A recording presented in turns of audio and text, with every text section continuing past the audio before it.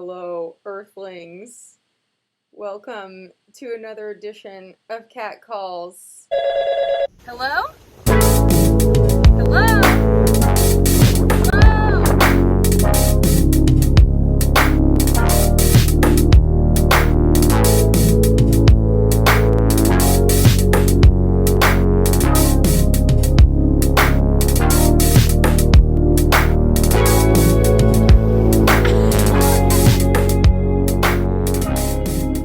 Yes! Hello! Thank you! Welcome! Welcome to another edition of Cat Calls. I am Cat Vine, and this is my show that I do every week here on Twitch on Thursdays. In case you're watching this later on YouTube, because I put all my old episodes up on YouTube, you should come join me here at twitch.tv/CatVine, because I'm just doing this. It's better when you join me. Otherwise, it's just me being a fucking weirdo in my room, screaming for all my roommates to hear. So thank you so much for coming. Thank you, DJ Denko. Thank you, Motor Says Hi, DJ Mike 2600. All the friends are here. Jerk at work. We're doing this damn thing. Hopefully I didn't scare everybody away. Happy Halloween. I hope you've all voted. And before we get into like everything, I just want you guys to know that I added this fun thing where if you go into the little chat points, one of the things you can redeem is to make me say a fun fact. And when that happens, I'll be like, fun fact! And then I'll like share some sort of stupid thing like, I don't have one off the top of my head right now, but we'll just say that, did you know that, I already used this last time, but Michael Jackson helped write the music for Sonic the Hedgehog 3. Yeah, it's true. It's my go-to fun fact. I always use it. Or, did you know that the first synthesizer LP Joby ever used was the Voyager from Daft Punk's Alive 2007? Live set. Yeah, it's crazy. And you can find that fact from LP Joby in my old LP Joby episode on YouTube. All right, guys, I can't control the words coming out of my mouth today, so we're just going to get into it. We're going to welcome my guest today, who is either the dumbest smart person or the smartest dumb person that I know. I'm just kidding. He has a really, really big brain. Everybody give it up for FourColorZack. Woo! Yeah, there he is in the chat. Everybody clap. We love FourColorZack. All right, shut the fuck up. I hear he has a degree. Wow, I wonder what in. We'll have to ask. Now, I first heard about Zach when he teamed up with DJ Craze to form the Battle DJ super duo 2 Cents. But I was actually sleeping on him because he's been one of the bossiest DJs on the scene since winning the Red Bull Thre3style World Championship in 2012. He is absolutely one of the most talented turntablists I have ever witnessed. But more than that, he's got a relentless sense of humor. Nothing is off limits, everything is off of the wall, and never has that been more obvious than on his must-subscribe Twitch channel, twitch.tv/FourColorZack, pretty sure that's how it is. And honestly, if you haven't caught one of his sets, you are absolutely fucking up. You need to look at your life, look at your choices, and get on board. It's kind of more like an Adult Swim talk show or some kind of like millennial acid trip public access TV special than it is really anything else that I've seen on Twitch. Together with his friend and fellow musical genius Bird Peterson, the program, which I believe runs every Thursday and Saturday night, if I got that wrong, he will correct me. It features hysterical segments like one of my favorites, Mash Mountain, where he listens to pretty much egregious mashups submitted by members of his Discord. And he also makes Bird Peterson cover a song in a weird style, such as Daft Punk in punk style or Nine Inch Nails as an R&B song. The style in the song or the band is decided by viewers in the chat, and Bird Peterson has an hour to do it, and it's always incredible, and it's always amazing, and I don't know how these motherfuckers do it, but they do it every time. And he also has guests that come on for interviews, like Valentino Khan or Lil Jon, as in like, yeah, that Lil Jon. He might be a better interviewer than I am. I don't know, but I'm really glad to have him on the show. And before we bring him on, I put together a little bit of a highlight reel based on highlight reels that he has that you can check out on his social media, just to give you a little bit of a taste of what his program is all about. And I believe it tastes like beans with a hint of microwave wine. Anyway, without further ado, I will play the clips, and when we come back, I will have FourColorZack on the show. So get ready. This show is interactive. You're supposed to drop questions in the chat. This is your chance to ask the weirdest person on Twitch everything you've always wanted to know, but we're too afraid to ask in Discord. I don't know what goes over there in the Discords. Anyway, I'm gonna shut up. I'm gonna slow my roll. I'm gonna play the video. Check it out. You stop this, yeah, with the sickness. Open up your hate and the devil when I make. Bird's doing 2 remixes in 1 hour tonight. Bird, really? This is your big break, and this is what you chose to call it. Got money, I'll do anything for you. Oh my! Got money, just tell me what you want me to. Oh my god! Head like a hole, right as your soul. Oh my god, Bird, this is so good! That was 1, and here's 2, and this is 311 in the style of Jungle. Know that we have always been down. If I ever didn't thank you, then just let me do it now. Would you rather have no knees or no elbows? I gotta have elbows, bro. Like I'm doing this right now. Well, so I guess I'll just have to goddamn just stand up and bend over every time I want some shit. Asked on Twitter what's the best thing to do for microwave wine, and they all said red. It's like you guys know.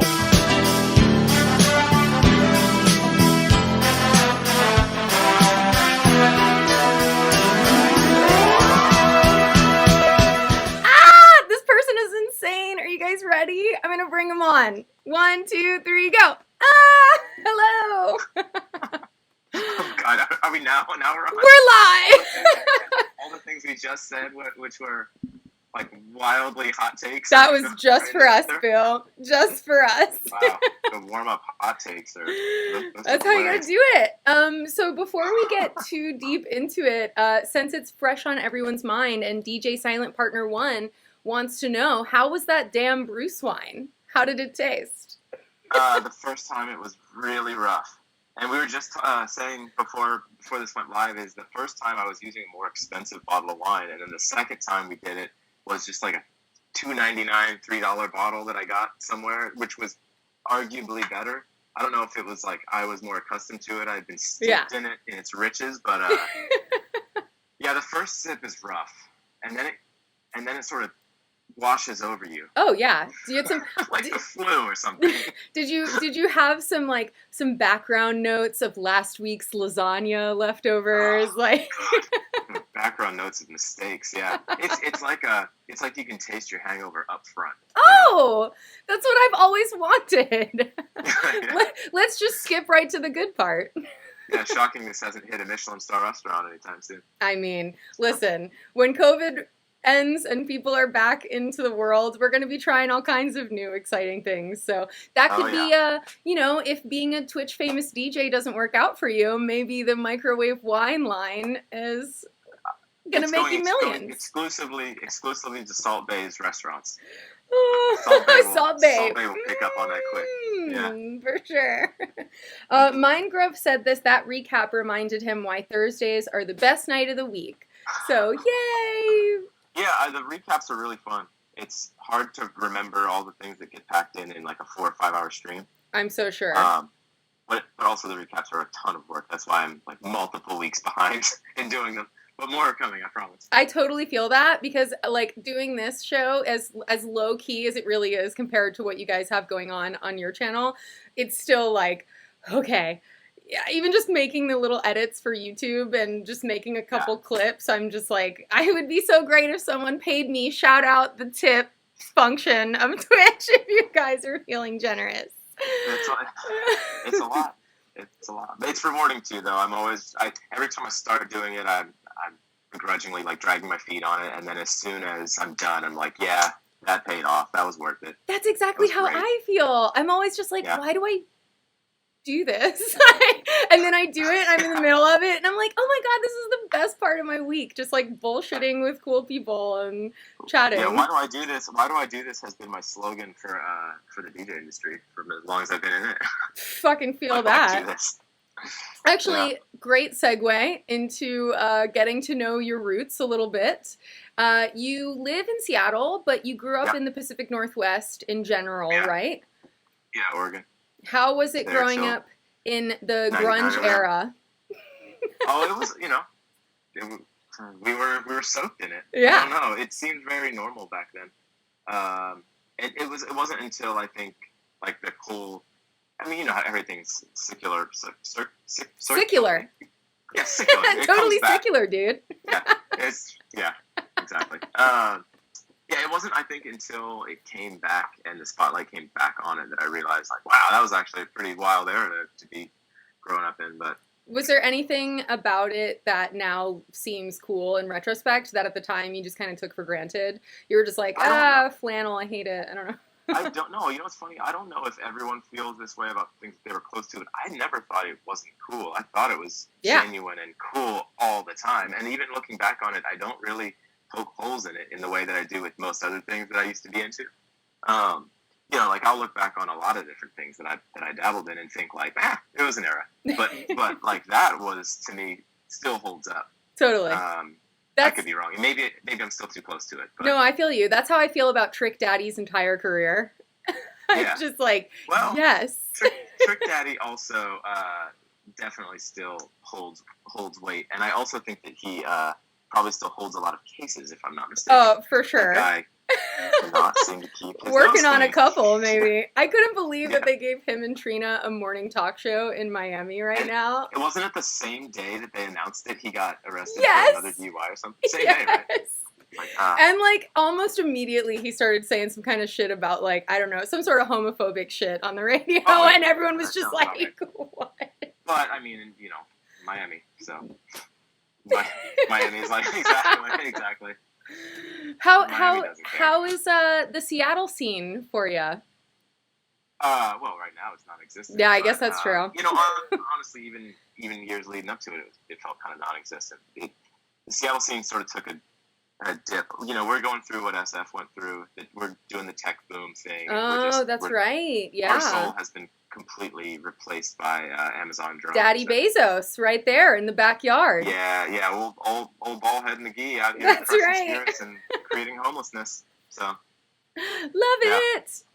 Yeah. I don't think that we're in a great spot, but it's one of the.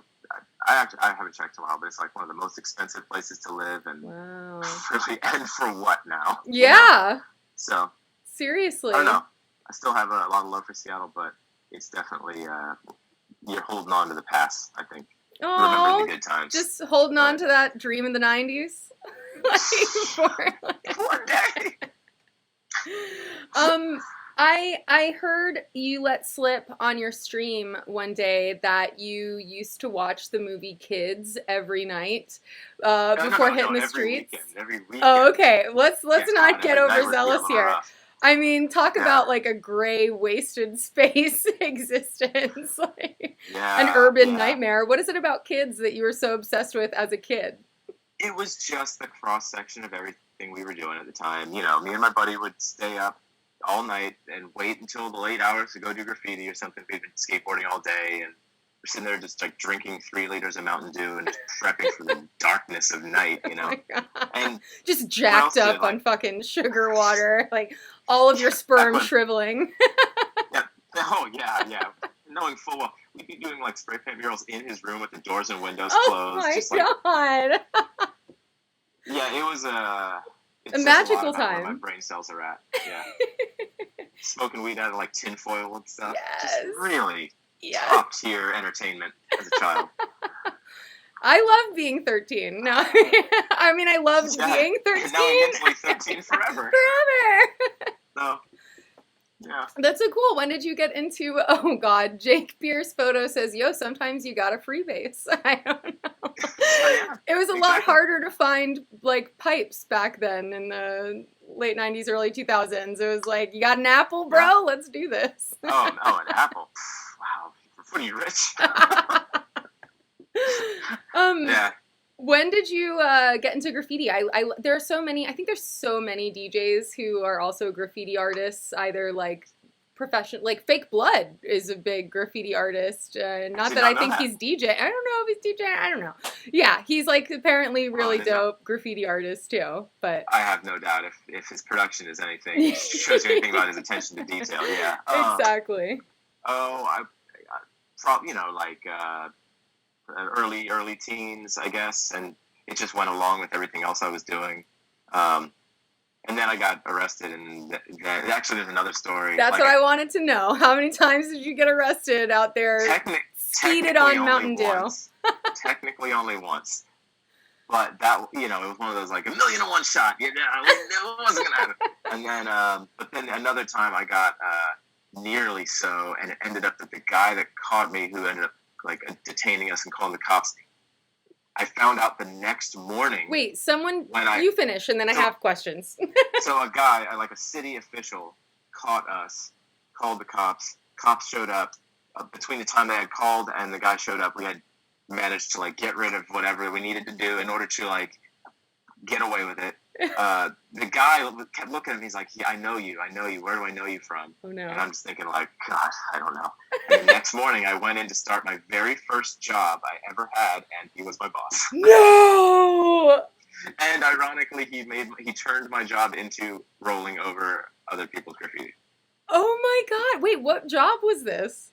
It was some city parks thing. It was like one of the few jobs that would allow you to work at age 15 or something. Yeah. Wow. So, it was literally digging ditches, actually. It was digging ditches and rolling graffiti. Irony. Oh my God. But meanwhile, you're learning a all the good spots to hit. Yeah. So it was interesting. But then after that, I realized, well, I know a lot of older folks who are, and by older, probably like 16. Yeah, exactly. Who were just like who were getting a lot of, having a lot of rough deals, and I just didn't want to get any more of them. So it's getting a little too gritty out there in the world of graffiti. Yeah. Like I would hang out with my friends who were really living it. Yeah. I was like, well, hopping trains and like. Yeah. And I would join them for a moment and realize like, oh, you do this every day. Oh. Like, yeah, I have a job I have to get to. There's a ditch out there I need to dig. I don't know. Bird Peterson is in the chat, and he just created the name Zark the Park Narc for you. Sensational. Was that your tag? Sensational. What was your tag back in the day? Nope. We're not going there. No? You don't want to tell everyone? No. I'll play the fifth on that one. Is it NSFW? Yeah, what's the statute of limitations on those things? I don't know. I got out of that thing so fast. I just didn't. Yeah, it was. I got wrapped up in a lot of stuff really quickly. That's and so realized crazy. It was time to move on. I guess I just like have this very romantic idea of what it's actually like to be doing graffiti, and I'm just like, wow, it's so cool, especially because now it's become kind of cleansed a bit. Like you see these beautiful murals on streets, and like everyone's like, oh, street art is so fun, Banksy, but it's like not legal. Yeah, well, but then you are quickly reminded that like real graffiti crews are not that yes. at all. Yes. Yeah. And my boyfriend is originally from Paris, and he used to be like a big graffiti artist, tagger back in the day. And we were there last year, and he was telling me about this crew and pointing out their tags. And I can't remember what their name is now, but their whole thing is that they don't buy spray paint. They just jump other graffiti artists. And so whenever you see their tags, you know that like someone got their ass beat and they're stealing the spray cans. All right. So, oh my God. things to aspire to one day if there are any kids watching. Yeah. I don't think I was ready to make that leap. I was still in the soda phase back then. So, yeah. You were just in it for the sweet Mountain Dew. I was in it for like all the cigarette butts I could like pick up off the ground and smoke, and like all the like beer, all the beer caps I could solve and stuff like that. I don't know if that's was beer a Northwest thing, or was that a... I don't know about beer. What is beer? It was just called beer. Oh. Beer, and the label just said beer. Underneath the cap, it was like, what are they called, pictograms or whatever, where it's like the pictures all add up to a statement. Oh, that's fun. That's good. I like getting the kids hooked on beer can taps. Yeah, very, very lowbrow. No. Sick. What are the 4 colors? I have to ask. The 4-color pen. It's all based on the 4-color pen. Oh, I love those little things. Yeah. Because so when I got out of college, a friend of mine and I started a design studio, and we used to always draw with the 4-color pens. And that's how we would show our roughs. Oh, And I so love that. everything was based on the 4-color pen. The studio was FC Kids, and everyone who was involved was 4-color so and so. And yeah, I was the last one standing there. Oh. Name, I guess. Well, yeah, like what happened to the other color gang members? They're out drinking everyone went off to do beer. bigger and better things, I Oh, think. there you go. They all got out of the game while the getting was good. Satisfying members of society who don't have to sell themselves for comedy gold on Twitch at 3 in the morning. You don't have to microwave your wine. If they want to microwave wine, it's only for fun. Yeah. I'm over here like, oh, I'm so hungry. But you did professionally for a while work as a senior art director at an ad agency. I did for years, yeah. What was it like being a madman? Now you're a madman, but then you were a madman. Yeah. You know what it was? It was the same exact feeling with infinitely more letdowns. It was just constantly trying to be creative and constantly try to either make people laugh or reinvent things or entertain or communicate or whatever. And then at the end of whatever the cycle is, having the client go, Can we actually just make a big logo on the screen? And then you just wasted, whatever, your 80-hour work week on nothing. Ugh. So, what were some of the ads that you were? What kind of products were you like? Or did you have any creative ad ideas that didn't come to fruition that you would like to share with the class? Tons, but I can't. I'd have to look in my little books to remind myself. A lot of it, at the time when I left, I was doing everything I could to forget about what had happened because I was in not a super happy place when it was coming out of there, and but we were doing a lot of cool stuff too. We were doing a lot of sports advertising at the time. We were doing beverages and stuff like that, but it was good while it lasted, and then it just took a turn. And then actually, so the whole industry was really taking a turn at the time anyway. So it's not like we were the only ones. We just happened to be the ones that were supposed to be the fringe group that got away with everything, and it was real obvious that was just kind of becoming a front. Because the world wanted to be safer, and people didn't have the ad budgets the way they wanted to claim they did. So you take all that out of the equation, and why are you busting your ass? Why don't you just give them exactly what you know they want? Yeah. So when that happened, it was time to move on. I could see how that is relatable to the lifestyle of a touring DJ. Yeah, exactly. At least with touring DJ stuff, the running joke is a little bit more funny and less sad.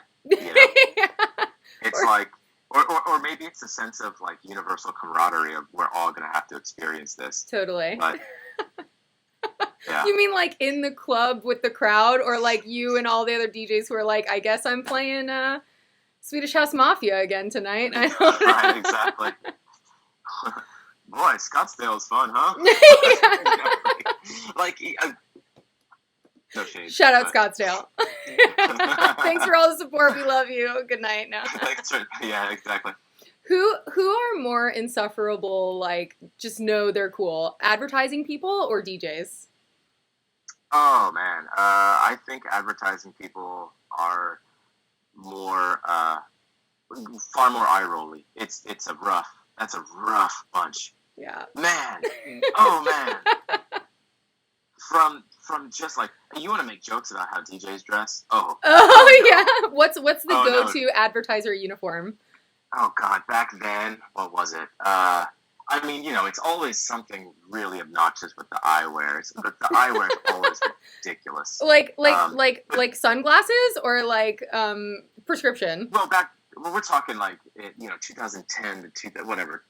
Yeah, we're talking the early 10s. It was whether or not they were real prescription glasses, it did not matter. They were everything's from Basel, Switzerland, and everything is grid systems, book based, cardigan, but it kind of has an edge, but not really. It sounds like less sexy American Psycho vibes right now. Everything's really bad selvage denim, but worn horribly, Yeah, it was an era.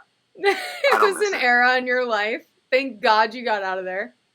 Yeah, and then we went right from that to like dove right into the DJ stuff, which was like all black leather jackets. Look at you! Look at you! You look like you're ready to go graffitiing right now. Just a joke you wrote about yourself right there, like proving it in action. So the whole time, the joke, it's not that funny. And that joke isn't funny anymore. So that whole time you were DJing. When did DJing come into the picture? I mean, were you always kind of a musical geek, or? Yeah, I mean, I was always playing instruments. So I used to play guitar and bass and was in bands and making, whether it was like punk or making beats or rapping or whatever it was. And then, did you ever do like rap rock? No. I'm so proud that we had the foresight to like have a clear division in between. Yeah. Yeah, that's interesting. You know, I don't know why we should have. All signs pointed. If it's the early 2000s and you've got people with guitars and someone who sort of knows how to scratch, like. Well, this was. I mean, we're talking like the band thing was in true. the 90s. We're saying 96, 95, 96, and then the DJ Beats thing started like 97, 98, 99 maybe. So there was no. I don't remember. You were just safe. Rap rock presence. Yeah, we were on the cusp. There were no Fred Durst moments in our stars. You could have been, I guess, Korn was kind of rap rocky. You could have been the Korn. No, they were scatting.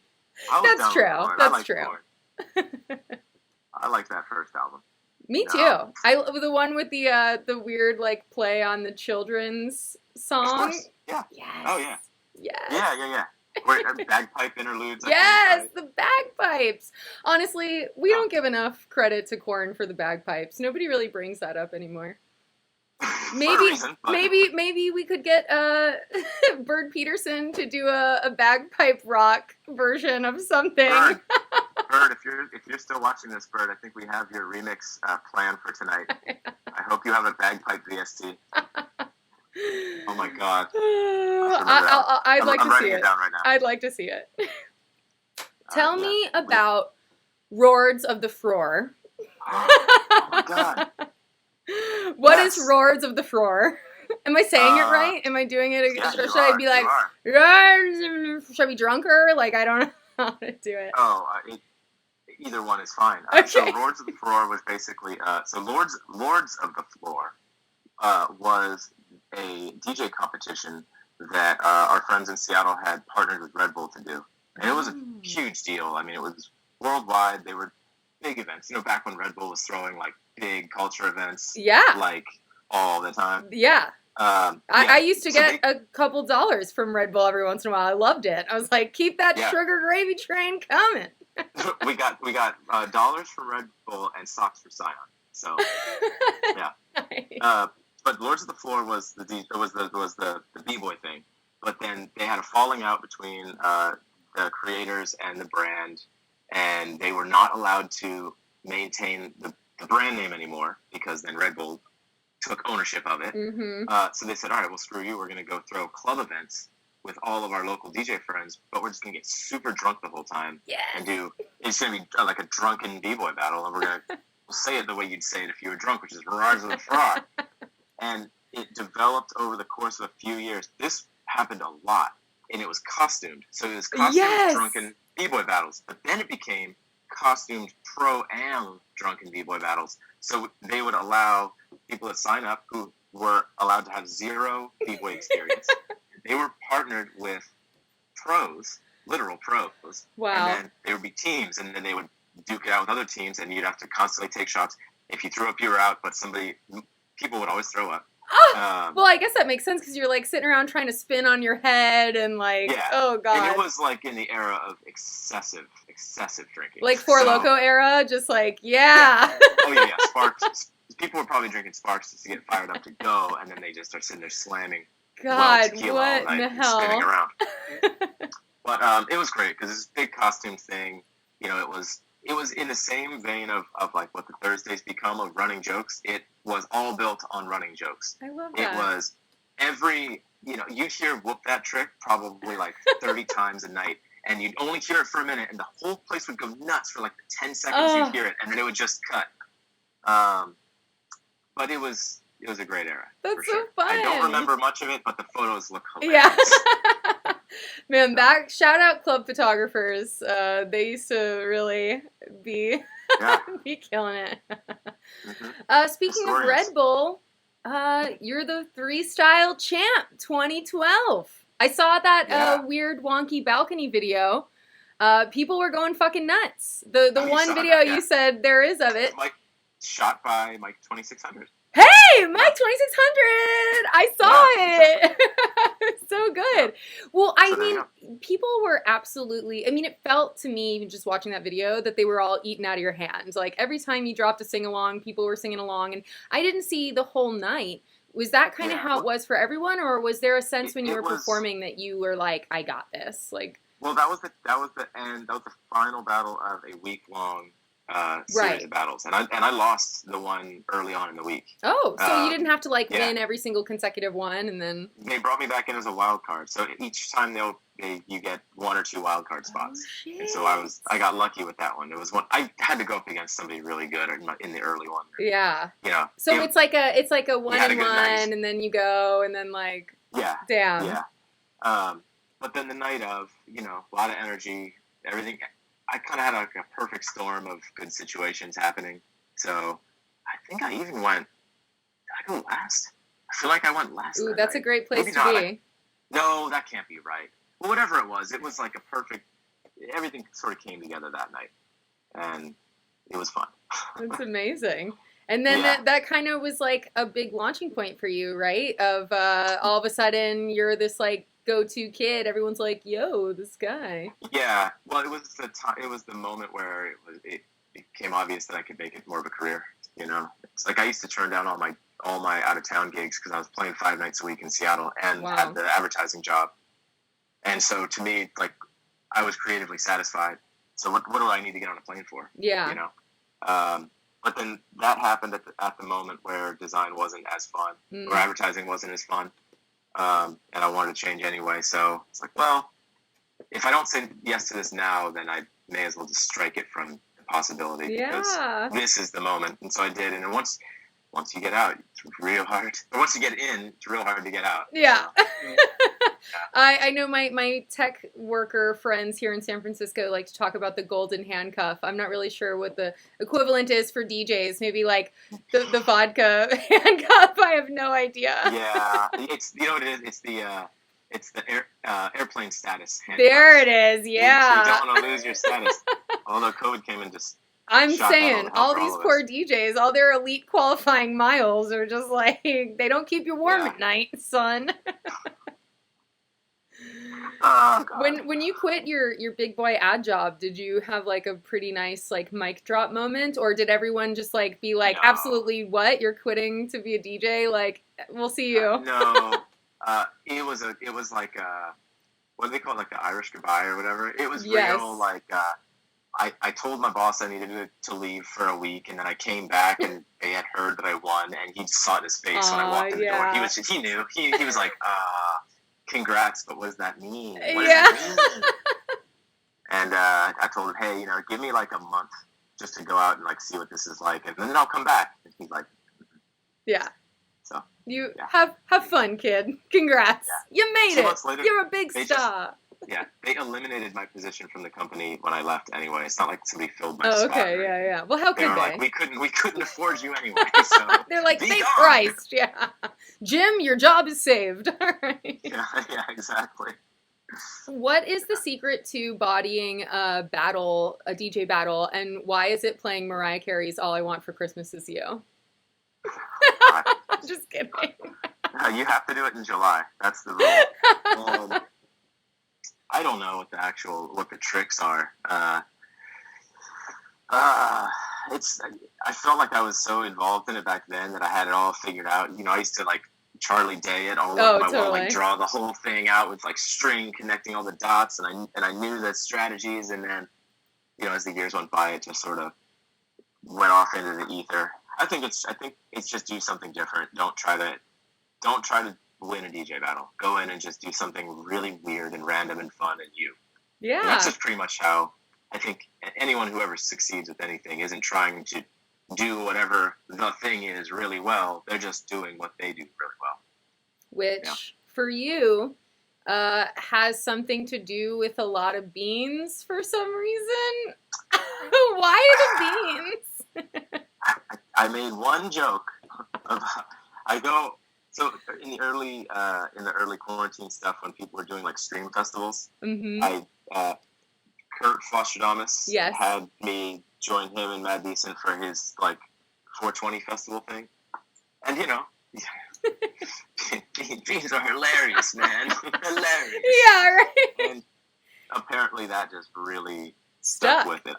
Yeah, exactly. Beans in the chat. Look, there we Beans go. in the chat. Beans in the chat. Beans in the chat. So, yeah, you can't make a joke on the internet these days and not expect it to live longer than you want. So, I mean, look at the Trump presidency, you know?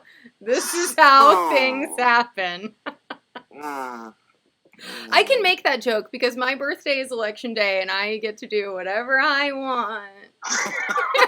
Oh, God. All right. Just kidding, everybody vote.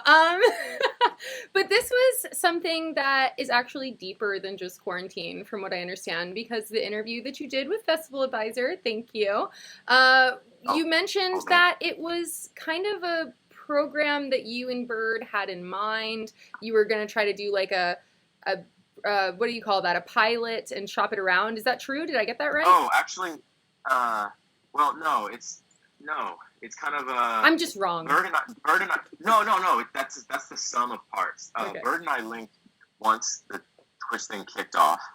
Yeah, how did you guys meet in the first place? We've known each other just through the DJ industry for a long time. You know, like you meet people and you see them in person or you're whatever, and you realize, oh, yes, you make me laugh. I love what you do. You're a wonderful human. I want you around. Yeah. And so he and I have known each other for a long, long time.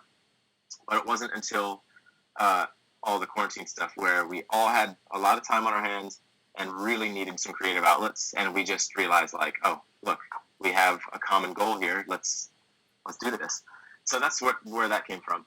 But the original, sort of the original blueprint for some of the Twitch stuff was actually I was shooting a month before everything got shot to shit. I was planning on flying out to New York and crewing up with some writer and director friends of mine to shoot a DJ stand-up comedy set. Oh. And so, like, the tickets were nearly bought. The venue had already been scouted. Like, it was going down. It was happening. So when you say that, you mean like kind of like you're a stand-up comedian giving a stand-up performance, but you're also DJing, similar maybe to the way that you're kind of like shit-talking while you're on camera. Yeah. It was like what we're doing on Twitch, but like boiled down to a very, very tight 5, 10, 15 type of thing. It's like a routine. It was constant. Yeah, it was constant DJing and like DJ tricks, but it was paired with a lot of mic work. Oh. And it was going to be really hard to pull off, but I was going to do it. It was going to happen for sure. And as the day was approaching, I was just getting more and more worried. Like, are these going to land? Is any of this stuff in my mind going to actually be funny?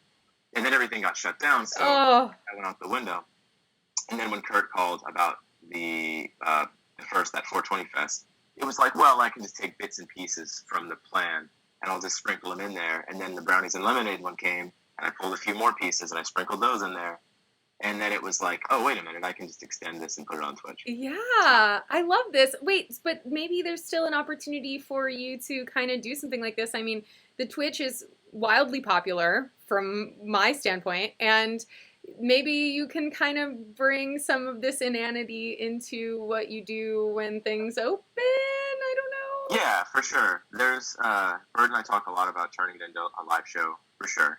So that'll definitely happen. We also talk about pitching it to like network stuff. Yeah, it's so fun. It's so good. Yeah. It's like, but it's all. I love it. It's kind of like, it kind of gives me like Space Ghost, Coast to Coast vibes, or like Eric Andre meets Mr. Rogers. Like, I don't Right. really Yeah. know. It's funny because when we're joking around about stuff, we we think, oh, well, this is so funny, this is great, we would totally make this a show, and then we realize, oh my god, all of this stuff is copywritten that we're making fun of. All of the stuff that, all of the tools at our disposal are all not going to allow us to do this. So we're just flying under the radar until until we figure out an alternative way to do it. Until Big Dad Nintendo comes around and is like, I can't, what are you doing with my toad? Yeah, until Papa Bezos wants to come, like, protect us or something. Like, please. Come on, Bees. Come on, Beezy. You and I spoke yesterday, though, about how weird it is to actually be... Like, right now, I'm sitting with my computer and a cheap ring light in my room, and... Yeah. But it's fun. But, like, how does it feel for you to just be this insane person alone in your room? Like... Well, it feels fine for me. Yeah.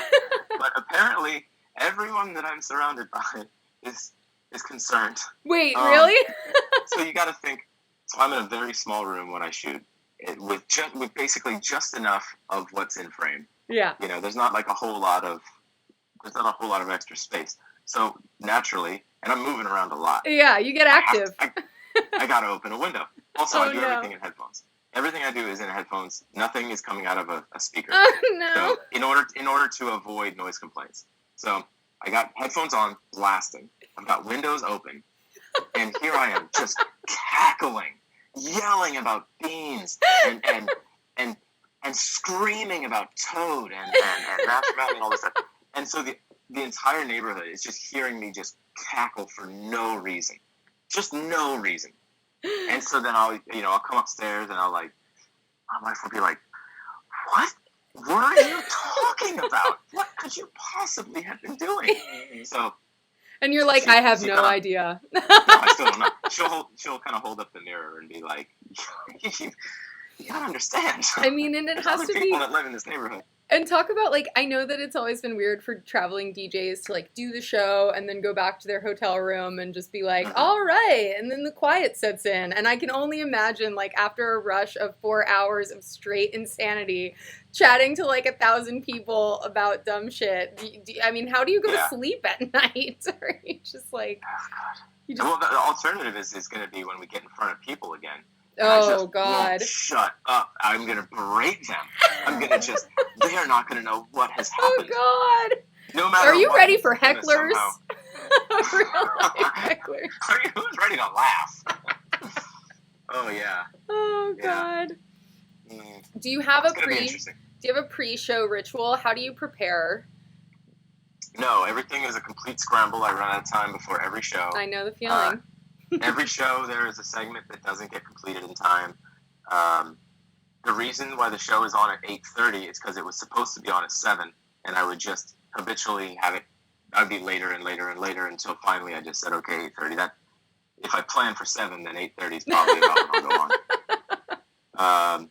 No, there's no pre-show because also, it's like I want to hang out with the fam as much as I can before I go on because I've learned that these shows don't last an hour. They usually last 5 and up. Yeah. And yeah.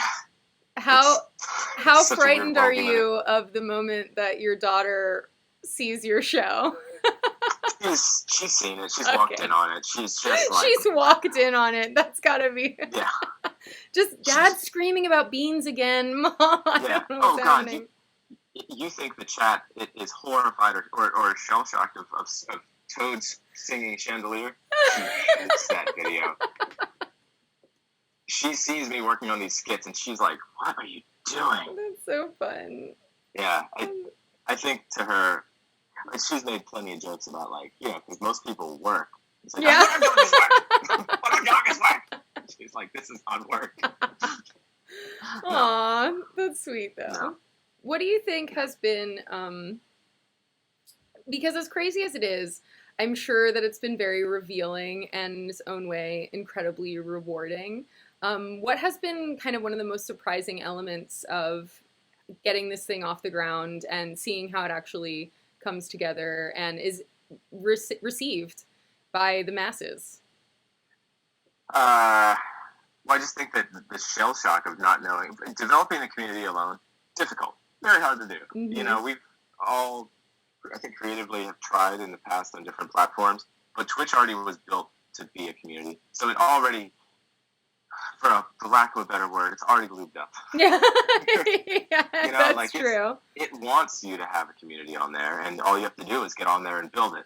But I think the revealing thing was what catches and what doesn't. You know, because early on, when we hadn't started doing this, I'd talk to friends and we sort of have a plan of action about, all right, well, when we do start streaming, because apparently we have to start streaming now, it was, all right, is it going to be Patreon? Is it going to be this? Is it going to be IG? Is it going to be whatever? And everybody's plan then sounds so stupid when you say it now, because it's, when you finally actually do it, you realize what people want to watch or are interested in hanging out for. And it's definitely not what we all thought it was. And that's cool. Yeah. I think it's way more human than we expected. Yeah. You know, we thought it was going to have to be some big, like, everything is just a constant flex of, look how good I am at doing this one thing. Exactly. Which is one of the earliest jokes, by the way. That was, like, the first thing of, like, the joke of that. But I like it. I like that it turned into just being real with a bunch of people and seeing where it went.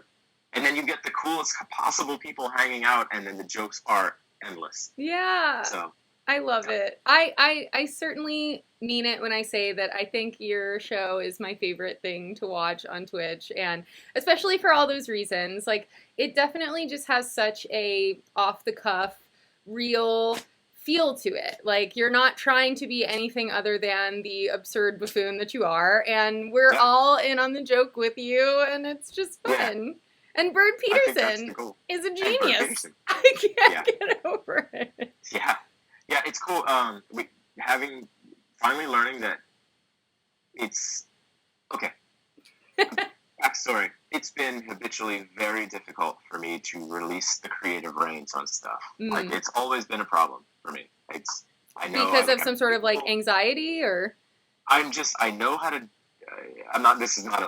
I'm capable of doing a lot creatively in all different avenues. And because of that, I feel like, well, if I can do it, I should do it. No, you know, but that's wrong. Thankfully, I've learned that is not true. But for years, that was my thing, was like, no, I want to mix and master the records. I want to produce them. Like, no, I want to do that. I want to cut the videos. I want to do, and it's fun. It's great. But the reality is, you gotta get your team. I mean, shoot, Slowcon's in the chat. Slowcon Video Mastermind. And if I would have just been like doing this, I never would be aware of how talented the people are around us. Yeah, so that's true. It was kind of like the coolest thing was just the learning of, partnering with Bird means I can get a new angle on stuff. He can do stuff better than me. Yeah. And that feels pretty good, actually. Yeah. So, Oh, maybe one day someone will ever help me. No, I'm just kidding. I have friends that help me with stuff. Shout out Jamie. Yeah. And it's also really cool to see, to learn about how you can get new people involved. Because, like, our friend Serge, who is from San Francisco, I've been friends with him for a long, long, long time. Putting him on the stream was the most reckless thing we've ever done. Oh, he's great, yeah. And awesome. I mean, the fact that we have to usually ban him from the chats once he's done is pretty great. I love it. It's a great rotating cast of characters. You know what I mean? Last week we FaceTimed a chicken. So I missed that. We're going to do a chicken check-in tonight. Oh, good. I can't wait. I want to know what that chick's up to. Yeah. And because I haven't been able to see them all, I just want to know from you, what have been the most insane, both in a good and a bad way, Mash Mountain submissions? Oh, God. Well, I think there's a few all-times. There's the wake up in the morning feeling like spaghetti one. That one, it lasts about 4 seconds and is the greatest thing you'll ever hear. The Paper Planes Musket remix is hands down the most painful experience, the most painful 16 minutes that you'll ever experience. Can't wait. Which then we made a chopped and screwed version, which lasted 35 minutes. Of course. Because you got to commit to the bit. Shout out DJ Screw. Exactly.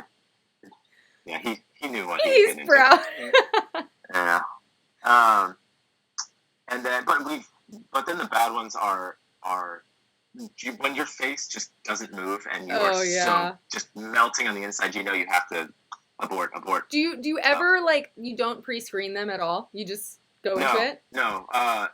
Well, what I'll do is I'll pull them from Discord.